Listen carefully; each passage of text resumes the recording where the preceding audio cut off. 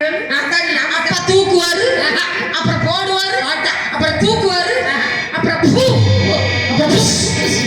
அதோட நீ உயிரை விட்டுருவேன். அவ்வளவுதான். அதனால பால் வேட்டாத. வேண்டாம் வேண்டாம். இப்படி எல்லாம் சந்தேகம் எனக்கும் இருக்கு. ஆனா கேட்க முடியல.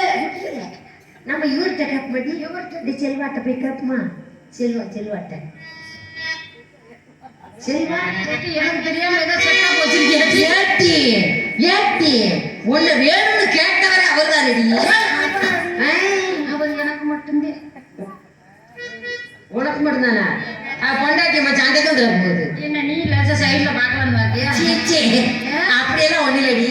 விவரத்தை கேட்கறதுக்கு ஏக்கா இவ இருந்துச்சிருக்கியா?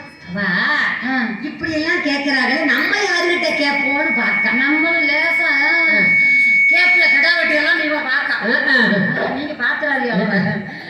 அந்த மாதிரி அப்பா அம்மாட்ட போய் கேட்டா இந்த பதில் தான் வருது. அதனால நம்ம பிறந்த பிறப்ப யாருகிட்ட போய் கேட்கறது? நாம 8 பேரும் அவர்கிட்ட போமா?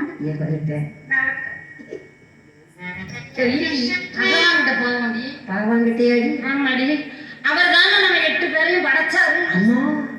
அப்படின்னா அவர்கிட்ட தான் நம்ம சந்தேகத்தை தீர்க்கணும். அவர்கிட்ட போயிட்டா எல்லாத்தையும் கேட்கணும். போவோமா? போமாண்டி. நம்ம நல்ல ஆடி போவோம். கொஞ்ச நேரம் கழிச்சு போவோண்டி.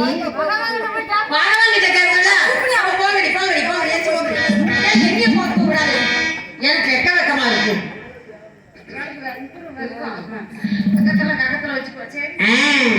இப்படியாக